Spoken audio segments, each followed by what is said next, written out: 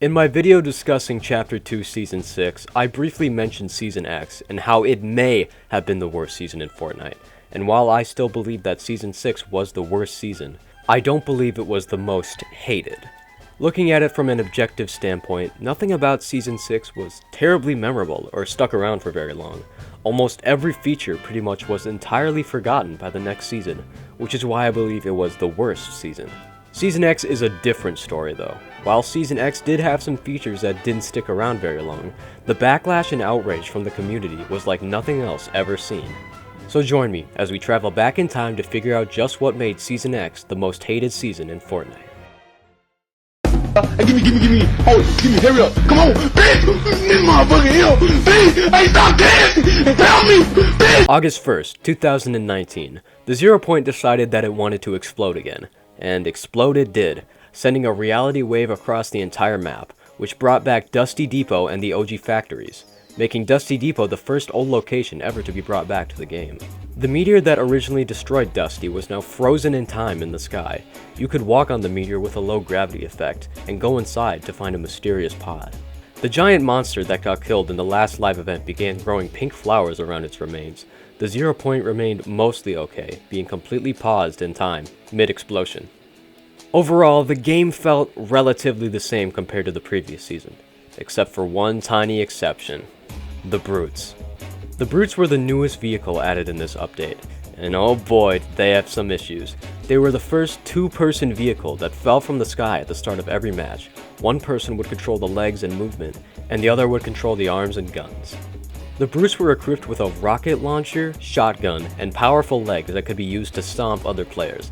The missile launcher could be charged to shoot a huge barrage of missiles, each doing 50 damage on contact. The gunner could also use their shotgun while charging up the missile attack for extra damage. The Brute Stop Attack could also be used to level houses in an instant, which would allow the driver on the bottom to collect the max amount of materials nearly instantly. The only real weakness the Brute had was that both operators were exposed at all times. The bottom driver could easily be shot in the right situation, as they never had any sort of shield to protect themselves. The top gunner, however, was equipped with a shield that had 200 health. When the shield was destroyed, it would need time to recharge, leaving the gunner exposed, which made it possible to hit headshots on the gunner. The Brute also had a total of 1000 health, which made it almost impossible to destroy when it catches sight of you. The Brutes very quickly became a hot topic within the community, especially with the pro players. The Brutes were obviously very unfair for anyone who didn't have one. Very quickly, the pros and casual players were all expressing their dislike for the Brutes. The Remove the Mech hashtag was started on Twitter and was trending for days. Eventually, Epic responded, saying that they weren't going to remove the Brutes from the game. After even more backlash, they responded again. They announced that they would be adding a targeting laser to the missile launcher so that you would know where the Brute is aiming at.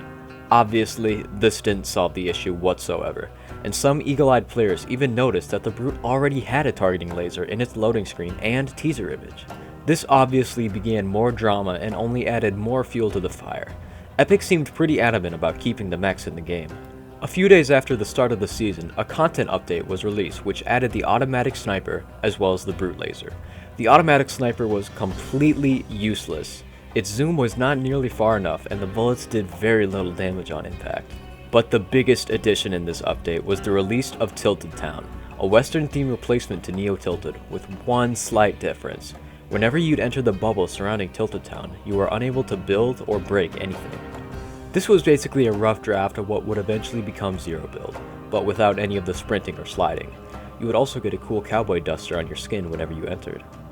Tilted Town was a very unique location, but its gimmick was also its biggest downside. Since you couldn't break anything or tactical sprint like we have now, it was very easy to be trapped in a building or gunned down in the open. The no building rule also became an issue when the final storm circle would be inside Tilted Town. Overall, not a very great start to the season.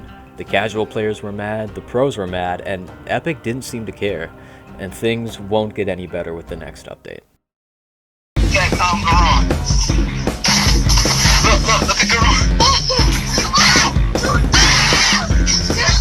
Update 10.1 brought Retail Row back to the game, but with a twist. Whenever you would enter the location, zombies would begin to spawn and chase you non-stop. Again, another unique gimmick, but one that quickly became annoying when you were forced to be in the Rift Zone, like during the final circle. That was basically the only addition in this update, until the next content update. Apparently a rift beacon had exploded, which left this very flat crater in the ground. Glitched consumables could be found inside the crater that would cycle through every consumable in the game before being picked up. Epic also presented their latest counter for the Brood, the Junk Rift. If you found one of these, you could throw them on someone which would spawn a rift above them and have large piles of junk fall into them, and if they hit, it would kill the player instantly. The Junk Rift was added as another counter for the Brood, but it only brought its own set of problems. The item required almost no skill to be able to get an easy kill in any situation. It was nothing but a brainless item that helped bad players win more fights. Overall, a pretty lackluster update with features that only seem to anger the player base even more. But trust me, it gets way worse from here.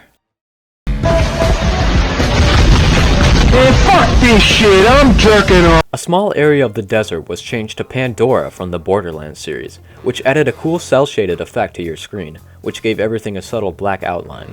Whenever you were inside Pandora, you would constantly regenerate shield, which was a pretty cool feature, but made fights take much longer to end since everyone was regenerating shields the entire time. Shield bubbles were also added as another counter for the brutes, as the force field it generated could not be broken by any sort of damage, but would only work for a limited amount of time. Not much was added on the first day of the update, but another content update a couple days later brought the floating island from Season 6 as well as the Zapper Trap, a throwable trap that could be placed on any wall. The trap would need time to charge up before dealing 50 damage to anyone in its range. It wasn't very useful. Due to its low damage and charge time, both contributed to its uselessness. The floating island appeared near fatal fields and kind of just stood there doing nothing. It would eventually start to move all around the island for the rest of the season for no reason at all. But the main controversy that sparked from this update was the change to turbo building. Epic wanted to level the playing field when it came to build fights, and they thought they could make the game more fair by increasing the time it would take to place a build while turbo building. Epic had increased the time between placements from 0.05 seconds to 0.15 in order to allow players who had higher ping to take walls easier when in a build fight, and safe to say, almost everyone unanimously hated this change. The time between builds felt so clunky and obvious. It was also impossible to do 90s since the time between placement was so long you were surely going to fumble after 2 or 3 stories. This change also essentially buffed the mechs again. Since there was a longer wait time between placing builds, it became much easier to destroy someone's building and kill them instantly with a huge barrage of missiles. This change had made a massive split in the community on whether or not this update was a good idea, but thankfully, a couple days later, Fortnite owned up and reverted this change, which set the turbo building speed back to what it was before. Let's go and see if it's got a chug chug. Nothing! Version 10.3 brought the return of 2 beloved POIs, Greasy Grove and Moisty Mire, kind of. The new update brought a mix of Paradise Palms and Moisty Mire, but with a twist, because of course there would be one. If you were to crouch at any time while in the Rift Zone, you would turn into a random prop. You could also lock yourself in place as a prop so that you wouldn't move around when turning your character. Again, another cool idea on paper, but in practice, the gimmick became such a burden in most fights. Whenever you would crouch, you would be turned into a toilet or something and be unable to use your guns. The location also brought back the prison from Season 4, which made many people happy. But other than that, the location stayed relatively the same, it just had swamp trees now. Pandora from the Borderlands vanished and returned that section of the desert back to normal, which is a shame because Pandora was 10 times better than Moisty Palms. The other new location to be added with this update was Greasy Grove. It was finally back after months of being frozen in ice. But of course, like always, there was a twist. The Durburger head that was on the main restaurant was replaced by a taco, and tacos even begin to rain from the sky. But every so often, whenever the Fortnite gods felt like it, everyone was forced to dance with tacos in their hands as annoying music played. You couldn't build or shoot while you had the tacos and could only move.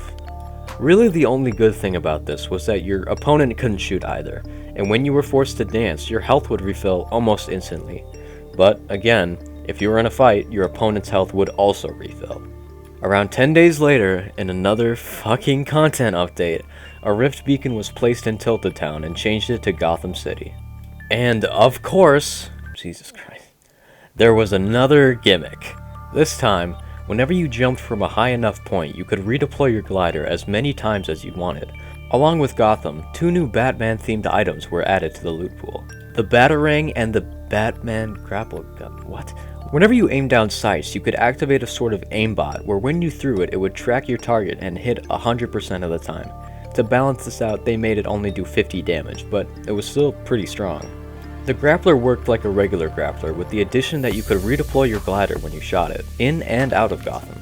Oh, also there was a rocket being built at Dusty Depot, but that's not really important.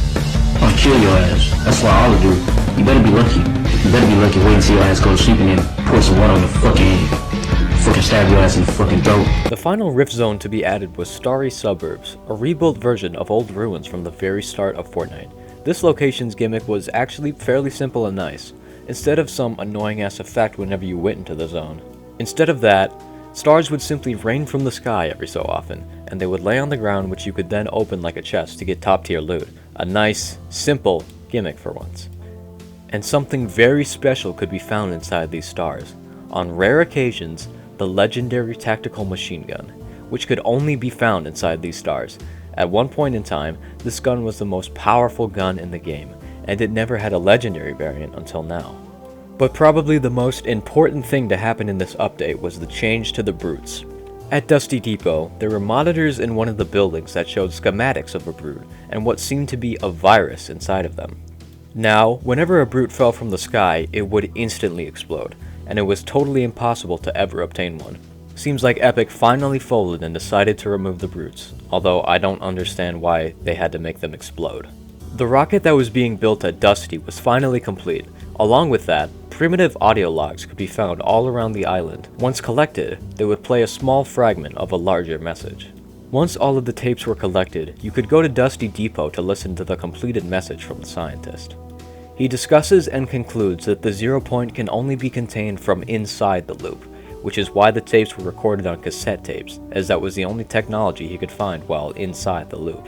He left these recordings for himself to help him remember what to do once inside the loop, because whenever you enter the loop, you lose all your memories. He ends the tapes by telling his future self to activate the rocket at the exact moment that the timer above it completes. When the timer had completed, the rocket had been launched and went through a rift. After some fucking around, the 7 rockets fly around the meteor still stuck in time, and do some crazy shit before straight up stealing it. They then send the meteor above the 0 point and let it strike the 0 point, which makes it fucking explode. And with the 0 point fucking explodifying, it begins to collapse in on itself, creating a black hole that engulfs the entire island. And then, nothing. Just kidding! You get to stare at this circle for 2 days. Yeah, for 2 days, this was all you could look at, just a black hole for 2 days. This was likely a publicity stunt to get people talking about Fortnite before the next update.